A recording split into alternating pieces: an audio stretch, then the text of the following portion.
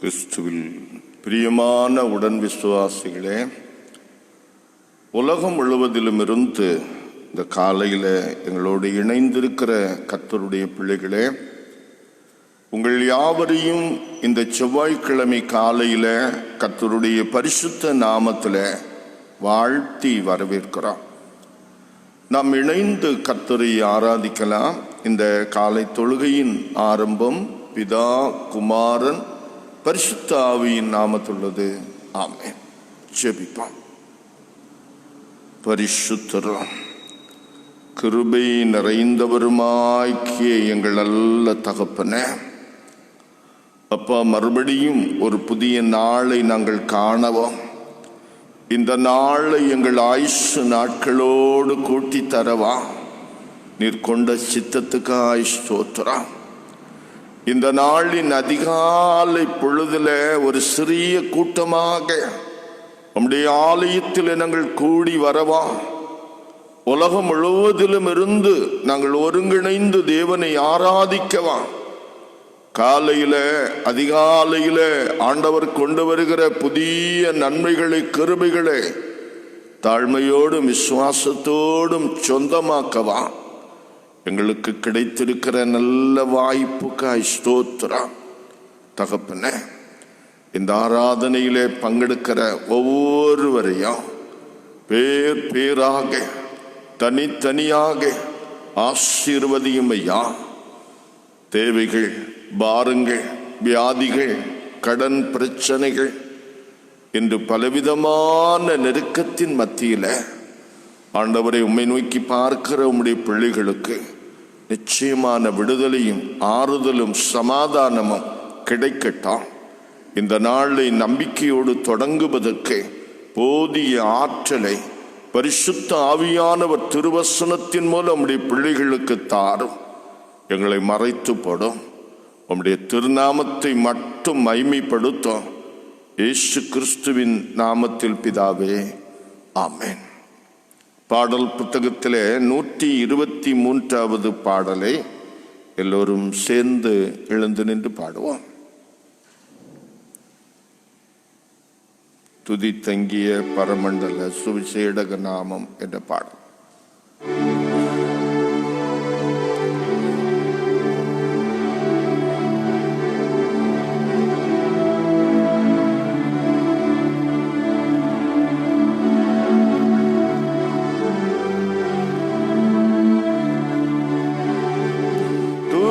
தங்கிய பரமண்டல சுவிசேடக நாமம் சுபமங்கள மிகு சம்பிரம சுபசோபன சேமம்.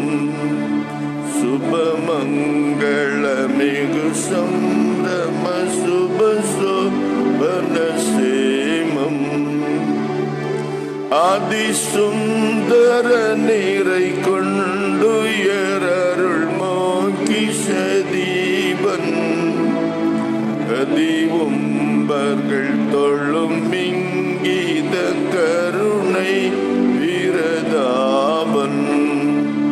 கதிவும்பர்கள் தொழும் இங்கீத கருணை வீரதாபன். மந்தையாயிற்பணிந்து பாதம் மகிழ்ந்து வாழ்த்திய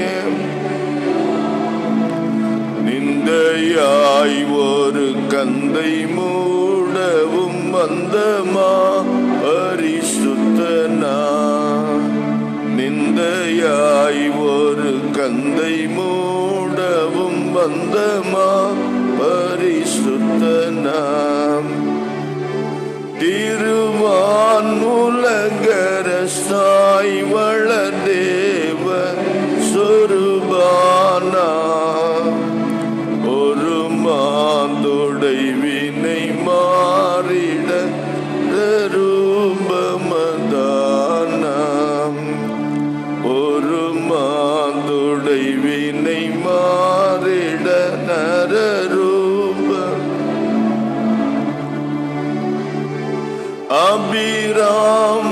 அபிராமுனியிடமே வியப்பதிதா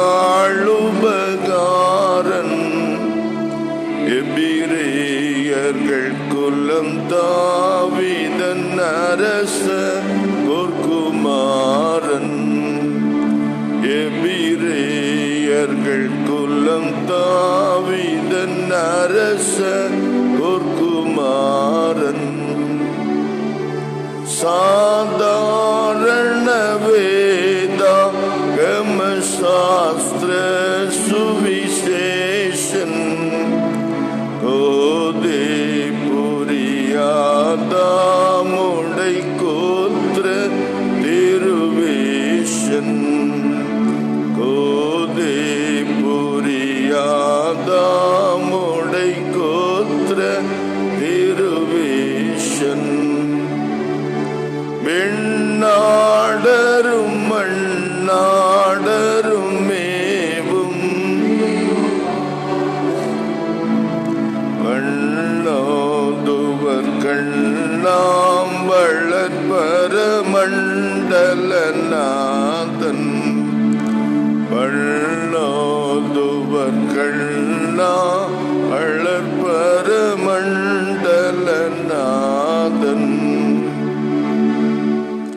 100வது சங்கீதத்தை நாம் சேர்ந்து வாசிப்போம். சங்கீதம் 100.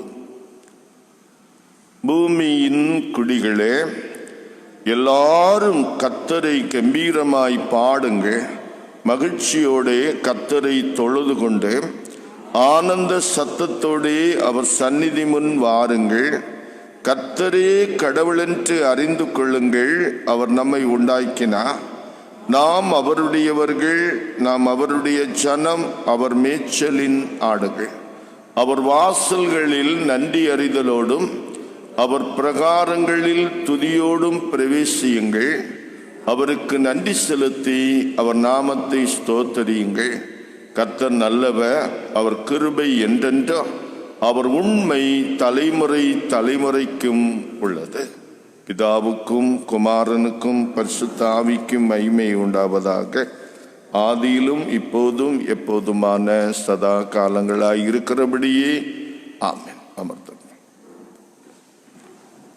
இன்றைக்காக கொடுக்கப்பட்ட முதல் திருமறை பகுதி அப்போஸ்தலனாகிய பவுல் பிலமோனுக்கு எழுதிய நிருபம் 8வது வசனத்திலிருந்து 17 வரை உள்ள வசனங்கள். பிலமோன் 8வது வசனத்திலிருந்து 17 வரை.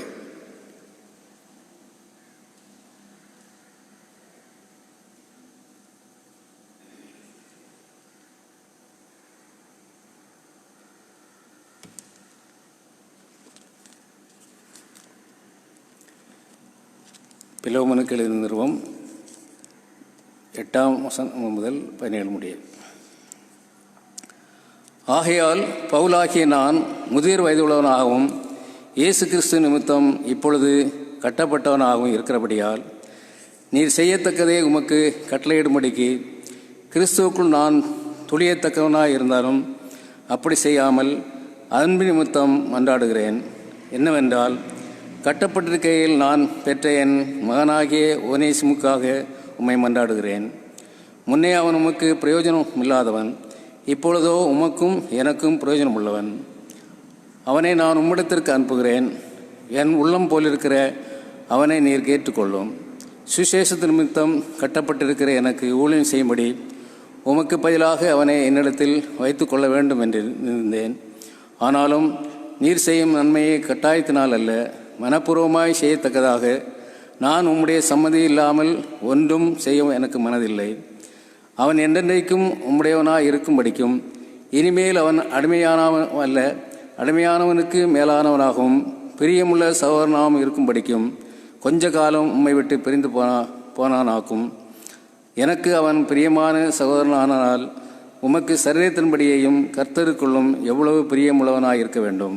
ஆதலால் நீர் என்னை உம்மோடே ஐக்கியமானவன் என்று எண்ணினால் என்னை ஏற்றுக்கொள்வது போல அவனையும் ஏற்றுக்கொள்ளும். அவன் உமக்கு யாதொரு அநியாயம் செய்ததும் உம்மிடத்தில் கடன்பட்டதும் உண்டானால் அதை என் கணக்கிலே வைத்துக்கொள்ளும் என்பது.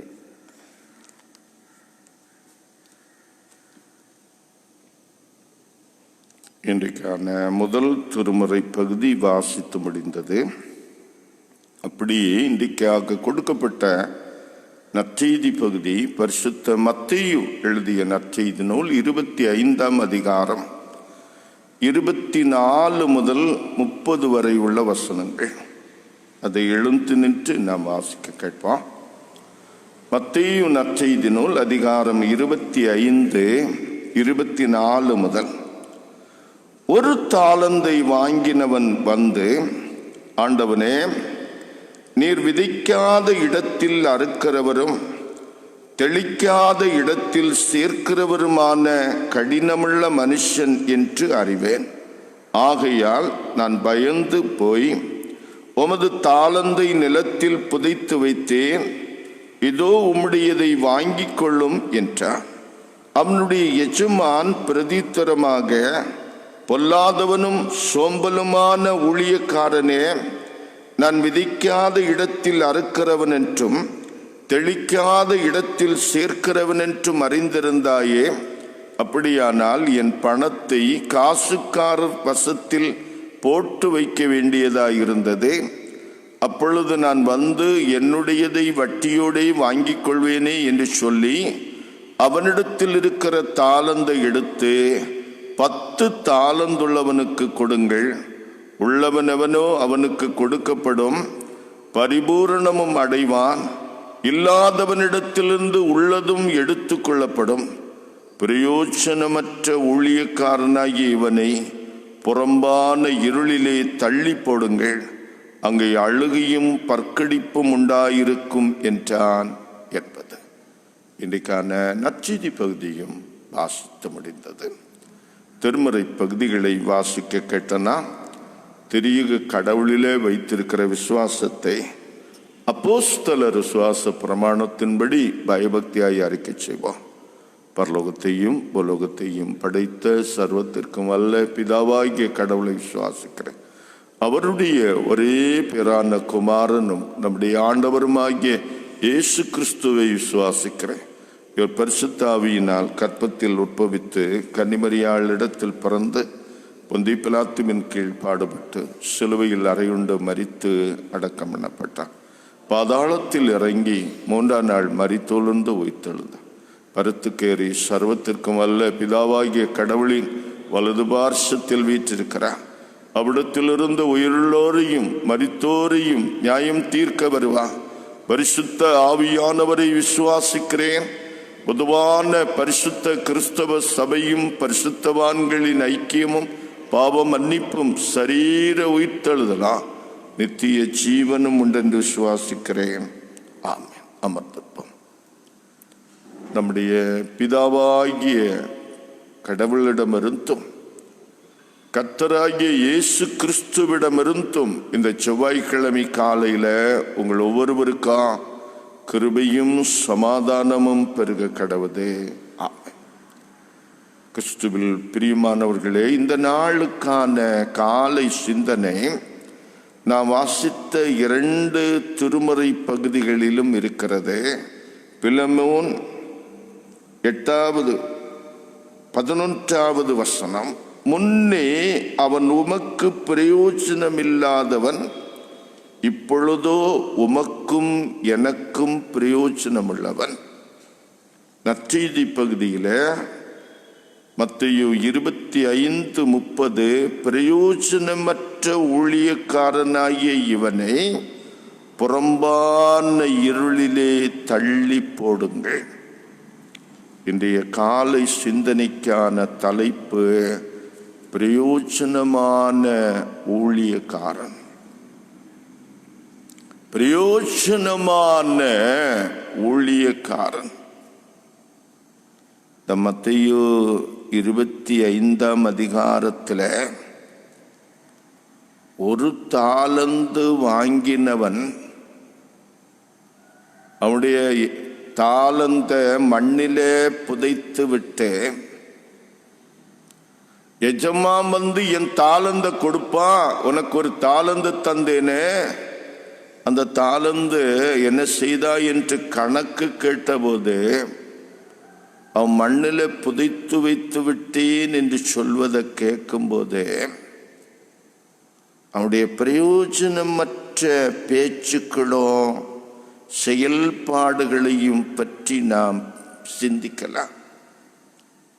ஒரு சமயம் கார்பெட் என்று ஒரு போதகர், அவர் ஒரு சிறந்த போதகர். அவர் திருச்சபையில் வேத ஆராய்ச்சி நடத்தி கொண்டிருந்தார், பைபிள் ஸ்டடி நடத்தி கொண்டிருந்தாரா. அப்போ முன்னால் இருந்த ஒரு சபையாருக்கு ஒரு சந்தேகம். என்ன சந்தேகம்னா, ஐயா, யோனா கடல்ல தூக்கி போடப்பட்டார் தானே? ஆமா. ஒரு பெரிய மீன் யோனாவை விழுங்குச்சு தானே? ஆமா, விழுங்குச்சு. 3 நாள் அந்த மீனின் வயிற்றில் இருந்தாரு தானே? ஆமா, இருந்தார். அப்ப அந்த 3 நாளும் மீன் வயிற்றுக்குள்ள இருக்கும்போது அவருக்கு எப்படி இருந்திருக்கும்? யாரு கேட்கறது? சபையாரு பைபிள் ஸ்டடி நடத்துற பாஸ்டர் கார்பெட் இடத்துல கேட்கிறாரு. அப்போ கார்பெட் போதக அந்த சபையாரை பார்த்து சொன்னாராம், எனக்கு அதை பற்றி ஒண்ணுமே அனுபவம் கிடையாது, நான் மீன் வயிற்றில் இருந்ததும் இல்லை, எனக்கு அந்த அனுபவம் கிடையாது. நான் மரித்த பிறகு பரலோகத்துக்கு போவேன், அங்க யோனா இருப்பாரு, அவர்கிட்ட கேட்டு உனக்கு சொல்லுகிறேன், அது வரையில் நீ கொஞ்சம் பொறுத்துக்க. இவனுக்கு அதுலேயும் ஒரு சின்ன நக்கல். நீங்க ஒருவேளை மோட்சத்துக்கு போகாம இருந்தா எனக்கு இந்த கேள்விக்கு பதில் சொல்றது யாரு? அப்ப கார்பெட் சொன்னாரு, அப்படின்னா நீ போகும்போது அவர் நரகத்துல பார்க்கல, அங்கே வச்சு நீயே கேட்டுக்க. புரியுது இல்லையா? நீ போகும்போது அவர் நரகத்துல இருப்பாரு, அங்க வச்சு நீ அவர்கிட்ட நீயே கேட்டுக்கோ. அப்ப அர்த்தம் என்ன? தேவையில்லாத கேள்வியை கேட்கறடி ஒரு நாள் மோட்சத்துக்கு போகிறதுக்கு தகுதியாகவில்லை. என் அன்புக்குரியவர்களே, இந்த புதிய வருஷத்துல நாம் எடுக்க வேண்டிய தீர்மானத்தில் ஒன்று, நான் இந்த வருஷம் தேவனுக்கு உண்மையுள்ள, உத்தமமுள்ள, பிரயோஜனமான ஊழியக்காரனாக, ஊழியக்காரியாக இருப்பேன். 2 ஊழியக்காரர்களை குறித்து நாம வேத பகுதியிலே வாசித்தோம். ஒன்று பிலமோனுடைய ஊழியக்காரனாகிய ஒனேசிமோ. இந்த ஒனேசிமோவை பற்றி நாம என்ன வாசிக்கிறோம்? இவன் பவுலப்போஸ்தலன் மூலமாக விசுவாசத்துக்குள்ளே கொண்டு வரப்பட்டவனும், பவுலப்போஸ்தலனுடைய ஊழியங்களுக்கு ஒத்தாசை செய்கிறவனும், உத்தம கூட்டாளியுமாகிய பிலமோனுடைய அடிமை. இவன் பிலமோனுடைய வீட்டிலே வேலை செய்து கொண்டிருந்த நாட்களில அந்த அவனுடைய பணத்தை எடுத்துக்கொண்டு ஓடிவிட்டான். அது நிமித்தமாக பவுலப்போஸ்தலன் சிறையில் இருக்கும்போது இவனும் அந்த சிறைச்சாலையிலே இருந்தான். ஒனேசிமோ இருக்கிறானே, ஒரு காலத்துல பிரயோஜனமற்ற ஊழியக்காரனாக இருந்தான். சிறைச்சாலையிலே போய் பவுலப்போஸ்தலனை சந்தித்ததிலிருந்து இயேசு கிறிஸ்துவை ஏற்றுக்கொண்டு இப்ப இயேசு கிறிஸ்துவுக்குள்ளால வந்து பவுலப்போஸ்தலன் அவனுக்கு கொடுக்கிற சாட்சி என்ன? இவன் பிரயோஜனமான ஊழியக்காரன். ஒரு ஊழியக்காரன் தனக்கும் மற்றவர்களுக்கும் பிரயோஜனமாக இருக்கிறான் என்றால் அவன் கர்த்தரை அறிந்தவன், இயேசு கிறிஸ்துவாலே தொடப்பட்டவன், மீட்பின் அனுபவத்தை உடையவன். அதுக்கு முன்னால் அவன் பிரயோஜனம் இல்லாதவன். எஜமானுடைய பணத்தை திருடினான், எஜமானுக்கு உண்மை இல்லாமல் இருந்தான், எஜமானுடைய வேலையை அசட்டையாய் அஜாக்கிரதையா செய்தான். சொல்ல போனா எஜமானுடைய கோபத்துக்கும் வேதனைக்கும் சாபத்துக்கும் பாத்திரமா இருந்தான். எப்ப சிறைச்சாலையில பவுலப்போஸ்தலனால சுவிசேஷத்தை கேட்ட மனம் திரும்பி ஆண்டவரை ஏற்றுக்கொண்டானோ அப்ப பவுல் கொடுக்கிற சாட்சி என்ன தெரியுமா? பிலமன்ல 11வது வசனத்துல, முன்னே அவன் உமக்கு பிரயோஜனமில்லாதவன், இப்பொழுதோ உமக்கும் எனக்கும் பிரயோஜனம் உள்ளவன்.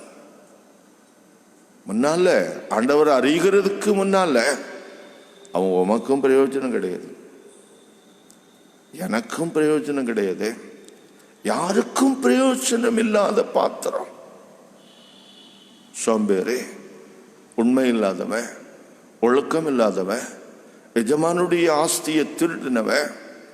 ஆனா இப்போத உமக்கும் பிரயோஜனம், எனக்கும் பிரயோஜனம். பவுலப்போஸ்தலன் அவனை பற்றி சொல்லும்போது என்ன சொல்லுகிறார் தெரியுமா? அவனை நீ அடிமையாக அல்ல, குமாரனாக ஏற்றுக்கொள். பின்னால் உள்ள வசனத்தில் அழகாக சொல்லுகிறாரு,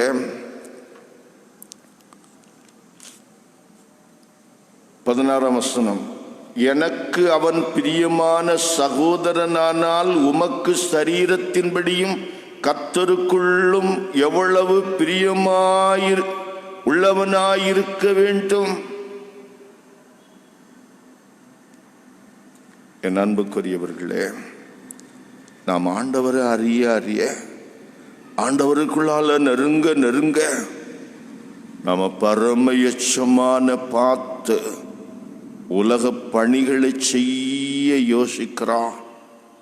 அதன் மூலமாக ஒருவேளை உலகம் நம்மை அங்கீகரிக்கிறதோ இல்லையா, நம்ம தேவன் நம்மை அங்கீகரிக்கிறார். அவர் நம்முடைய உழைப்புக்கு தக்க பலனை தருகிறார். இன்றைய காலையில இந்த வருஷத்திலே ஆண்டவர் நம்மை பார்த்து சொல்லுகிற ஆலோசனை என்னவென்றால், கர்த்தரை அறிந்த மக்களா, இயேசு கிறிஸ்துவினால் மீட்பின் அனுபவத்தை பெற்ற மக்களாய், அவருடைய ஆவியை பெற்ற பிள்ளைகளாக உங்களுடைய உலக பணிகளை செய்யுங்கள். அது ஒருவேளை வீட்டில் செய்கிற ஒரு சின்ன சமையல் பணியாயிருக்கலாம், பிள்ளைகளை வளர்க்கிற பணியாயிருக்கலாம், கணவனுக்கு பணிவிடை செய்கிறதா இருக்கலாம், அல்லது ஒரு சாதாரண உலக பணியா இருக்கலாம். எதுவாக இருந்தாலும் ஆண்டவரை அறிந்த மக்களாக நீங்கள் ஆண்டவருடைய ஊழியத்தை செய்யும் போது, ஆண்டவர் தந்த வேலையை செய்யும் போது நீங்கள் பிரயோஜனம் உள்ளவர்களாகத்தான் இருப்பீங்க. உங்களை பிரயோஜனம் இல்லாதவர்கள் என்று ஒருவரும் சொல்ல மாட்டாங்க. அது உண்மை. இதுக்கு பிறகு இந்த மத்தேயு நற்செய்தி நூல் 25 30வது வசனத்துல ஒரு மனிதன், ஒரு ஊழியக்காரனுக்கு எஜமான் கொடுக்கிற பெயர் என்ன தெரியுமா? பிரயோஜனம் அற்ற ஊழியக்காரன், அன்ப்ராஃபிட்டபிள் சர்வன்ட். இல்லையா? சாதாரணமாக ஒரு ஆளை பற்றி கேட்டு அந்த ஆள் எப்படின்னு சொல்லி கேட்கும்போது, அவர் பரவாயில்ல, அவர் ரொம்ப நல்லவர், ரொம்ப யோக்கியமானவர், ரொம்ப திறமைசாலி அப்படி சொல்லுகிறதுக்கும், ஒரு பிரயோஜனமும் இல்லாதவன்னு சொல்லுகிறதுக்கும் எவ்வளவு வித்தியாசம். இந்த எஜமான் இவனுக்கு கொடுக்கிற பெயர் பிரயோஜனமற்ற ஊழியக்காரன். இந்த பிரயோஜனம் இல்லாத ஊழியக்காரன் என்று இவன் சொல்ல காரணம் என்ன? நிறைய காரணம் இதுல இருக்கு. எஜமானுடைய வாயிலிருந்து வருகிற வார்த்தையின்படி பார்த்தா, மத்தேயு 25:26, இவன் பொல்லாதவனும் சோம்பலுமான ஊழியக்காரன். எஜமானம் மட்டுமே குற்றம் சாட்டி கொண்டிருக்கிறான். இவனுடைய பொறுப்பை இவன் ஒரு காலம் சிந்திக்கவில்லை. இவன் எஜமான குற்றம் சாட்டுகிறான். ஆனால் எஜமான் ஞானமும் விவேகமும் தன்னுடைய ஊழியக்காரர்களை அறிந்தவனுமாயிருக்கிறான் என்பதை இவன் ஒரு காலம் புரிந்து கொள்ளவில்லை. எப்படி இந்த எஜமான் தன்னுடைய ஊழியக்காரனை அறிந்தவன் என்று நான் சொல்லுகிறேன் என்றால், 25ஆம் அதிகாரம் 15ஆம் வசனம் சொல்லுது, அவனவனுடைய திறமைக்கு தக்கதாக ஒருவனிடத்தில் 5 தாலந்தும் 2 தாலந்தும் 1 தாலந்துமாக கொடுத்தா எஜமான். ஒருவேளை வேலைக்காரர்களுக்கு தங்களுடைய திறமை தெரியாம இருக்கலாம், தங்களுடைய தாளந்துகள் என்ன என்பது தெரியாமல் இருக்கலாம். அவர்களை வேலையில் அமர்த்தி இருக்கிற எஜமானுக்கு தான் வேலையில் வைத்திருக்கிற ஒவ்வொரு ஊழியக்காரனை பற்றியும் சரியாக தெரியும். நம்மை அறிந்தவர், நம்மை அளந்து அறிபவர், நம்மிடத்தில் என்ன இருக்கிறது, நமக்கு எவ்வளவு பொறுப்புகளை தர முடியும், நம்மை எப்படி இந்த உலகத்தில் அவருக்கு பிரியமான பாத்திரங்களாக நம்மை கொண்டு பயன்படுத்த முடியும் என்பதை தெரிந்துதான் நமக்கு இந்த திறமையை தந்திருக்கிறார், தாளந்தை தந்திருக்கிறார். ஆகையினால் நமக்கு தந்திருக்கிற பொறுப்பை குறித்து, தாளந்தை குறித்து முறுமுறுப்பதே, எஜமானை அவமானப்படுத்துவதே, அங்கீகாரம் இல்லாமல் செய்வது. ஒரு ஊழியக்காரன் தன்னுடைய எஜமானை அங்கீகரிக்கிறான் என்றால் தனக்கு தந்த தாளந்துல உண்மையா இருந்தா போதும். சொல்லுவாங்க, ஸ்கூல்ல கற்றுக் கொடுக்க போகிற ஆசிரியர் எனக்கு மட்டும் இந்த ஹெச்எம் போஸ்டை தந்திருந்தா இந்த பள்ளிக்கூடத்தை எங்கேயோ கொண்டு போயிருப்பேன். ஒரு நிறுவனத்தில் தொழில் செய்கின்ற ஒரு தொழிலாளி எனக்கு மட்டும் அந்த மேனேஜர் போஸ்டை தந்திருந்தா இந்த நிறுவனத்தை எங்கேயோ கொண்டு போயிருப்பேன்னு நினைக்கிறதுல ஒரு பிரயோஜனமே இல்லை. ஆனால் எனக்கு தந்திருக்கிற பொறுப்பில், எனக்கு கிடைத்திருக்கிற வாய்ப்பை பயன்படுத்தி நான் என்னுடைய தாளந்தை நிறைவேற்றும் போது நான் ஆண்டவருக்கு உண்மையாக இருப்பது மாத்திரமல்ல, என்னை உருவாக்கி என்னை இந்த உலகத்தில் இவ்வளவு தாளந்த தந்த ஆண்டவரை நான் அங்கீகரிக்கிறேன், ஆராதிக்கிறேன், அவருக்கு நான் சேவை செய்கிறேன். அதன் மூலம் உலகம் என்னை அங்கீகரிக்காம போகலாம். ஒருவேளை உலகத்துக்கு முன்னால் நான் அற்பமானவனாக, அற்பமானவளாக, ஒருவேளை ஒரு சின்ன தொழிலை செய்கிறேன் என்ற நிலையில நான் இருக்கலாம். ஆனால் தேவனுக்கு முன்பாக ஆண்டவர் என்னை படைத்த நோக்கத்தை நான் நிறைவேற்றுகிறேன். அவர் என்னை கணக்கு பார்க்கும்போது உண்மையும் உத்தமமுள்ள ஊழியக்காரனே, கொஞ்சத்திலே உண்மையாய் இருந்தாய், உன்னை அதிகத்தின் மேல் அதிகாரியாக்குவேன் என்று சொல்லுவான். அதான் நமக்கு தேவை. நமக்கு தந்திருக்கிற நேரத்தில் சிலர் சொல்லுவாங்க 24 மணி நேரம் ஒன்றும் போதாது அப்படின்னா இவருக்கு மட்டும் 36 மணி நேரம் கொடுக்கணுமா? இல்லையா? எனக்கு என்ன வேலை இருக்கு, எத்தனை வேலையை தான் நான் செய்வேன், எல்லாவற்றையும் நான் எடுத்து போட்டு செய்கிறேன். அப்படி அல்ல. அது வேலையை தட்டி கழிப்பது. நமக்கு தந்திருக்கிற வேலை, அது எந்த வேலையா இருக்கட்டும், நமக்கு தந்திருக்கிற தாளந்து, நமக்கு கிடைத்திருக்கிற வாய்ப்பு, அதில் நாம் ஆண்டவருக்கு உண்மையாக இருக்கும்போது ஆண்டவர் நம்முடைய ஊழியத்தை, வேலையை கணக்கு பார்த்து நம்மை ஆசீர்வதிக்க, நம்மை உயர்த்த வல்லவராக இருக்கிறார். ஒருவேளை கடந்த வருஷத்தில் நிறைய பேர் தங்களுடைய வேலையில், தங்களுடைய உழைப்பில் அங்கீகரிக்கப்படாமல் இருந்திருக்கலாம். எவ்வளவோ கஷ்டப்பட்டு வேலை செய்தேன், ப்ரமோஷன் இல்லை, இன்க்ரிமெண்ட் இல்லை, போதிய சம்பளம் இல்லை, என் ஊழியத்தில், என்னுடைய ஊழிய தளத்தில் என்னை விட மோசமாக வேலை செய்தவங்களுக்கெல்லாம் பாராட்டு கிடைத்தது, அங்கீகாரம் கிடைத்தது, ப்ரமோஷன் கிடைத்தது. எனக்கு ஒன்றுமே கிடைக்கல. என்னுடைய எஜமான் சுத்த சோம்பேறி, அநியாயக்காரன், அப்படி சொல்லிக்கிட்டே இந்த வருஷத்தை கடத்த வேண்டாம். பரம எச்சமா நம்மை அறிந்தவர், நம்முடைய வேலைக்கு உண்மையா கணக்கு பார்த்து பதில் தருவதற்கு, உயர்த்துவதற்கு, நம்மை அங்கீகரிப்பதற்கு, ஆசீர்வதிப்பதற்கு தகுதியானவர், ஞானமும் விவேகமும் வல்லமையும் உடைய எச்சமான பார்த்து ஊழியத்தை செய்வோம், வேலைகளை செய்வோம். அவர் நம்மை ஆசீர்வதிப்பார். அவர் நம்ம பார்த்து சொல்லும்போது சொல்லணும், பிரயோஜனமான ஊழியக்காரன், இவன் எனக்கும் பிரயோஜனமானவன், உனக்கும் பிரயோஜனமானவன். இப்படி நம்மை குறித்து சாட்சி கொடுக்கத்தக்கதாக தீர்மானத்தோடு பணியாற்ற ஒப்பு கொடுப்போம். இந்த வருஷம் அப்படிப்பட்ட ஊழியக்காரர்களை வாழ பரிசுத்த ஆவியானவர் தெய்வ வசனத்தினால சாக்கிரமத்தினால நமக்கு பலனளித்து நம்மை காப்பாராக. ஆமென். எல்லா புத்திக்கு மேலான தெய்வ சமாதானம் உங்கள் இருதயங்களையும் சிந்தனைகளையும் கிறிஸ்து இயேசுக்குள் பலப்படுத்தி காப்பதாக. ஆமென்.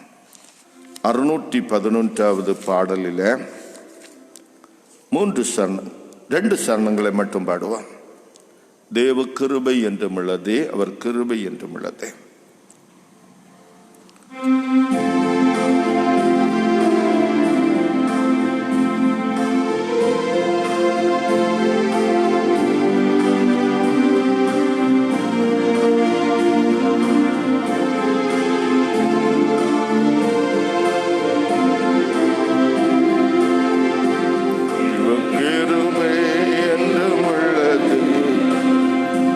அவர் கிருபை என்றும் உள்ளது.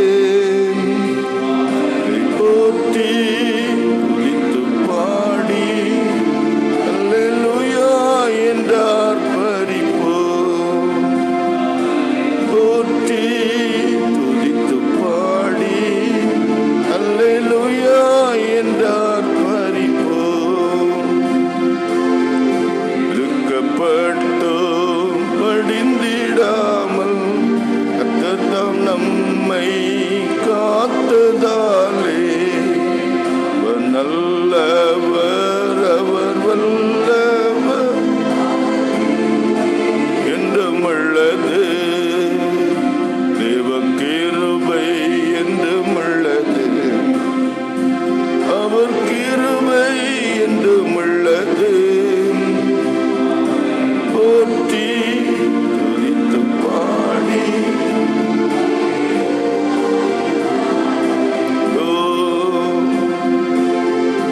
துருசேனை தொடர்ந்து சூழ்கையில் பக்தனம் தாவீதின் தேவன் நமக்கு முன் சென்றாரே. அவர் நல்லவர், அவர் கிருபை என்றும் உள்ளது. தேவ கிருபை என்றும் உள்ளது, அவர் கிருபை என்றும் உள்ளது. போற்றி துதித்து பாடி அல்லேலூயா என்றார். போற்றி துதித்து பாடி அல்லேலூயா என்றார் பரிப்போம். ஜெபிப்பா. நல்ல தகப்பனே, இந்த நாளில் நீ தந்த நல்ல ஆலோசனைக்காக ஸ்தோத்திரம். ஒனேசுமவி போல நாங்கள் கத்திருக்கோம். உலக பிரகாரமான எச்சமான்களுக்கும் பயனுள்ள பிரயோஜனமுள்ள பணியாளர்களாக வாழ்வதற்கு நீர் எங்களை அழைத்தீராச்சா. ஒரு காலத்தில் ஆண்டவரை அறிவதற்கு முன்னால, சத்தியத்தை தெரிந்து கொள்வதற்கு முன்னால, இயேசு கிறிஸ்துவினால மீட்கப்படுவதற்கு முன்னால ஒனேசிமா தன் எஜமானுக்கு பிரயோஜனமற்ற ஊழியக்காரன், உண்மையில்லாதவன், ஒழுக்கமில்லாதவன், அவனுடைய பணத்தை ஏமாற்றினவன். ஆனால் இப்பொழுது எஜமானுக்கு உண்மையும் உத்தமமான பிரயோஜனமான ஊழியக்காரன் என்று சொன்னீரையா. ஆமாண்டவரே, எங்களை பரம எஜமான் கிருபையாய் தந்த தாளந்துகளை நாங்கள் அங்கீகரித்து, பரம எஜமான் எங்களுடைய உழைப்பை கவனிக்கிறேன், கணக்கிடுகிறேன், பதில் தருகிறேன், பலனளிக்கிறேன். இதை நாங்கள் விசுவாசித்தேன். இந்த ஆண்டின் ஆரம்பத்தில் இருந்தே நாங்கள் எந்த சூழ்நிலையில் வைக்கப்பட்டிருந்தாலும் நாங்கள் உண்மையுள்ள ஊழியக்காரர்களாக, பணியாளர்களாக, தேவனுக்கு பிரயோஜனமுள்ள ஊழியக்காரர்களாய் வாழ எங்களை பலப்படுத்தும் ஆண்டவரே. அநேகர் இந்த ஆண்டினுடைய துவக்கத்தில் தங்கள் வேலைகளிலே சோர்ந்து போனவர்களாக, ஆண்டவரை விரக்தி அடைந்தவர்களாக, ஆண்டவரே எவ்வளவோ உழைத்தும் அங்கீகாரம் இல்லையே, போதிய சம்பளம் இல்லையே, எங்களுடைய உழைப்பு அங்கீகரிக்கப்படவில்லையே, நாங்கள் வேலை செய்யும் நிறுவனத்தில் எங்களை விடவும் வேலை செய்யாதவர்கள் அங்கீகரிக்கப்படுகிறார்களே என்று பாரத்தோடு இந்த காலையில் இருந்தா, ஆண்டவர் இந்த வார்த்தையின் மூலம் ஆவியானவர் ஒவ்வொருவரையும் உற்சாகப்படுத்தோம். எங்களுடைய எஜமான் பரலோகத்தில் இருக்கிறபடியா அவர் எங்களுக்கு கணக்கு பார்த்து எங்களுக்கு உரியதை தருவதற்கு வல்லவராய் இருக்கிறபடியா நாங்கள் அவரை நம்பி எங்கள் பணிகளை செய்ய உற்சாகமுள்ள உள்ளத்தையும் ஊக்கமுள்ள இருதயத்தையும் தார். ஆவியானவரே, அப்படிப்பட்ட ஒரு அனுபவத்துக்குள் பலத்துக்குள் உம்முடைய பிள்ளைகளை நிரப்புவீராக. இந்த காலையில, இந்த புத்தாண்டினுடைய 12வது நாளில தகப்பனே, உம்முடைய பிள்ளைகளுக்கு அப்படிப்பட்ட ஒரு பலத்தை தந்தருளும்படி செபிக்கிறான். இந்த நாளை ஆசீர்வதியும். இன்றைக்கும் பலவிதமான வேலைகளை கடமைகளை செய்ய போகிற ஒவ்வொருவருக்கா போதிய சுகத்தை பலத்தை கொடும். வேலைக்கு செல்லும்போது வரும்போது காத்துக்கொள்ளும்.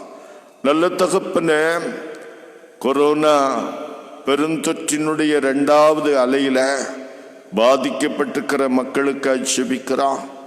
இந்த காலங்களிலே மருத்துவ பணியாற்றுகின்ற மருத்துவர்கள், தாதியர்கள், மருத்துவ உதவியாளர்கள், அவர்களுக்காக அத்தியாவசிய பணிகளான குடிநீர், மின்சாரம், நுகர்பொருள், கால்நடை, இன்னும் ஆண்டவரை போக்குவரத்து துறை, வங்கித்துறை, இப்படி பல்வேறு துறைகளிலே பணியாற்றுகின்ற நம்முடைய பிள்ளைகளுக்காக ஜெபிக்கிறான். ஒவ்வொருவருக்கும் போதிய சுகத்தை பலத்தை கொடா. இந்த நாட்களிலே கர்த்தாவே, தடுப்பூசி தயாரிக்கவும் விநியோகிக்கவும் அரசு எடுத்து வருகிற நல்ல முயற்சிகளை வாய்க்க பண்ணித்தார். படிக்கிற மாணவ மாணவிகள், ஆன்லைனில் படிக்கிறவர்கள், தேர்வுகளை எழுதுகிறவர்கள், இந்த நாட்களிலே பொறுப்போடு கருத்தோடு இந்த கல்வி ஆண்டை ஆதாயப்படுத்திக் கொள்ள கிருபித்தார். படித்து முடித்திருக்கிற பிள்ளைகளுக்கு ஏற்ற வேலை வாய்ப்புகளை தார். பிள்ளைகளுடைய படிப்பு, வேலை, திருமணத்துக்காக ஜெபிக்கிற பெற்றோர்களை ஆசீர்வதியும். நல்ல தகப்பன, இந்த நாளிலும் கூட இன்று புதிய பிறந்த நாளை காணுகிறவர்களுக்காக, திருமண நாளை நினைவு கூறுகிறவர்களுக்காக ஜெபிக்கிறான். தெய்வ இரக்கம், கிருபை, பாதுகாப்பு நம்முடைய பிள்ளைகளுக்கு கிடைக்கட்டும். தீர்க்காயுசு கொடுமாண்டவரே, சமாதானமான குடும்ப ஜீவியங்களை தாரும் கர்த்தாவே. வேலைக்காக, படிப்புக்காக வெளியூர்களுக்கு, வெளிநாடுகளுக்கு சென்றிருக்கிற நம்முடைய பிள்ளைகளா தாங்கள் இருக்கிற இடங்களில ஆண்டவருடைய பாதுகாப்பை பெற்றுக்கொள்ளவும், என்ன நோக்கத்தோடு நம்முடைய பிள்ளைகள் சென்றிருக்கிறார்களா அந்த நோக்கத்தை ஆண்டவர் நிறைவேற்றவும் வேண்டும் என்று செபிக்கிற. இன்று முழுவதும் எங்களோடு கூட இருந்து வயதான பெற்றோர்கள், வியாதிப்பட்டிருக்கிற மக்கள் ஒவ்வொருவரையும் கண்ணோக்கும் மருத்துவமனையிலே சிகிச்சையாக இருக்கிற நம்முடைய பிள்ளைகளை தொற்று சுகப்படுத்தும், பலப்படுத்தும். ஆண்டவர் இயேசுவின் மூலம் செபிக்கிறோம் பிதாவே, ஆமென். பரமண்டலங்களில் இருக்கிற எங்கள் பிதாவே, இந்த நாமம் பரிசுத்தப்படுவதாக, உம்முடைய ராஜ்யம் வருவதாக, உம்முடைய சித்தம் பரமண்டலத்திலே செய்யப்படுகிறது போல பூமியிலேயும் செய்யப்படுவதாக. அன்றன்று வேண்டி எங்கள் ஆகாரத்தை இன்றும் எங்களுக்கு தார். எங்கள் கடனாளிகளுக்கு நாங்கள் மன்னிக்கிறது போல எங்கள் கடன்களை எங்களுக்கு மன்னி. எங்களை சோதனைக்குட்பட பண்ணாமல் தீமையின்றி எங்களை ரட்சித்துக் கொள்ளும். ராட்சியமும் வல்லமையும் மகிமையும் என்றென்றைக்கும் உடைகளே, ஆமீன். ஆசீர்வாதம். நம் ஆண்டவர் இயேசு கிறிஸ்துவின் கிருபையும் பிதாவாகிய கடவுளின் அன்பு, பரிசுத்தாவியின் ஐக்கியமும் திருவுறவும் உங்கள் அனைவரோடும் இன்று முழுவதும் தங்கி தரித்திருப்பதாக. ஆமென். என் ஆத்துமாவே கர்த்தரை ஸ்தோத்திரி, என் முழு உள்ளமே அவர் பரிசுத்த நாமத்தை ஸ்தோத்திரி. என் ஆத்துமாவே கர்த்தரை ஸ்தோத்திரி, அவர் செய்த சகல உபகாரங்களை மறவாதே. ஆமென். சமாதானத்தோடு கடந்து செல்வா. கர்த்தர் உங்கள் ஒவ்வொருவரையும் ஆசீர்வதிப்பாராக. ஆமென். தேங்க்யூ.